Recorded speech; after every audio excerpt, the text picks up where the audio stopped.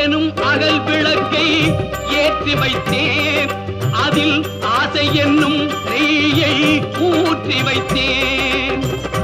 அன்பெனும் அகல் விளக்கை ஏற்றி வைத்தேன்.